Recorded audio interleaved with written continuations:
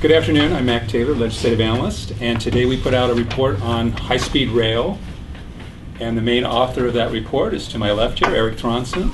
He worked with it on the report very closely with Vera Brock. On my right, who's the director of our transportation section. We feel that high-speed rail is at a critical juncture. We've had lots of planning and assessment from the High-Speed Rail Authority, but we're getting to the point when they're going to ask for billions of dollars in appropriations from the legislature. Probably not this year, but in 12-13, the year following this coming fiscal year. So we looked at the situation, and we felt that there were some key problems that the legislature may want to address. First of all, there's the issue of the availability of funding to complete this project. What they have estimated is to do the first phase of the high-speed rail project would cost about $43 billion. And they've estimated the federal government would have to provide between $17 and $19 billion of that. They have currently provided about $3.5. So there's a lot more money that the state would have to get from the federal government in order to be able to complete this project. And we all know what the situation is with the federal government's budget. So at the most optimistic, we feel it's really highly uncertain whether the state could expect to get the kind of money it would need to finish off the project. Now, in the report, we also kind of question whether the total cost of the projects could be understated fairly dramatically. We looked at the cost, the more current estimates of the cost of the Central Valley segment against what a comparable estimate was done on the $43 billion, and that is that segment's cost portion of that $43 billion. And we found that the costs have gone up over 50% just for that segment, which is a relatively simple segment compared with the others. So there is the very good probability that costs could be much greater than $43 billion, of which the federal government, you would assume, would have to come up with a relatively large share of that. In addition, we're very concerned about federal project requirements that have been placed on California's high-speed rail project. Specifically, in November 2010, the Federal Rail Administration indicated that the state would have to spend its federal dollars on the Central Valley segment first. And I don't know exactly why. I think they felt like perhaps there was less opposition on that segment, that it was a simpler segment to finish, and that it would be easier for the state to meet the 2017 deadline of expending all of the federal dollars that they had given us. Clearly, however, though, that presents a major gamble to the state. Because if the funds are not available, additional federal funds are not available to be able to do connecting segments to larger urban areas, it means that segment itself is just not viable by itself. And even the High-Speed Rail Authority acknowledges that. You can't just have a Central Valley segment. There's not the ridership that could support it. We're also concerned about the kind of decision-making process and whether the current structure meets all of the needs that to complete this project successfully. The authority has been given a lot of autonomy, but we're not convinced that it's looked out after the state's fiscal interest in the best possible way. They could have pushed back more on this Central Valley segment, the federal requirement.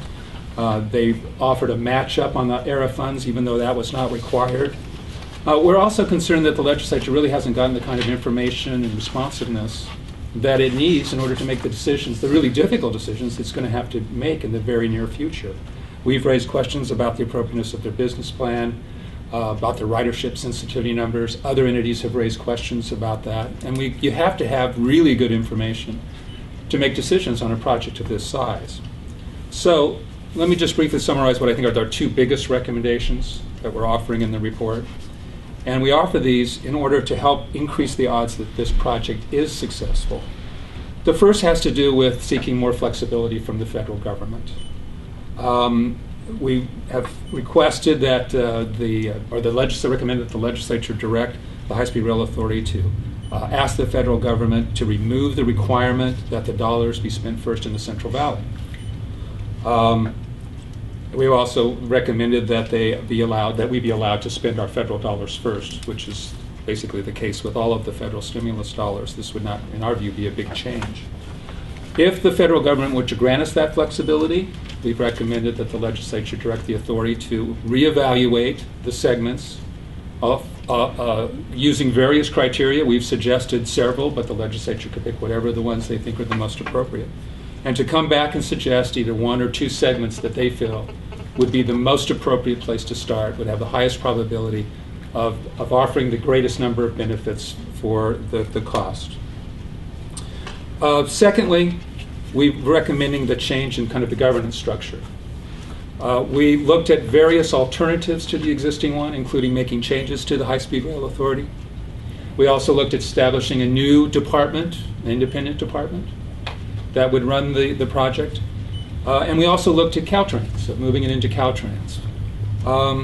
There's pros and cons to all of those. We ultimately decided that moving it into Caltrans made the most sense. And let me just talk a little bit about that. It is the state's existing department responsible for the delivery of transportation projects. They deal with other rail projects, intermodal transit, and so it certainly makes sense programmatically that that department also handle this large transportation project. They have lots of experience on many of the things that are crucial to a high-speed rail project. Rights-of-way acquisition, legal issues, local outreach. They manage big projects. They're managing the Bay Bridge project now, which is the same sort of dollar magnitude. So clearly there's some existing strengths of using Caltrans. Now, we acknowledge, though, there's some downsides to moving to Caltrans. We have been critical of many of their management practices. Others might be critical of the fact that they're too highway-oriented, that they're not capable of dealing with the different requirements that this type of project might provide. However, we feel that on balance, this would still be a much better approach by moving it into Caltrans than what we have now. I think the accountability would be better. The legislature and the administration could get better answers and information. And so we're recommending that it be moved into a separate division within Caltrans.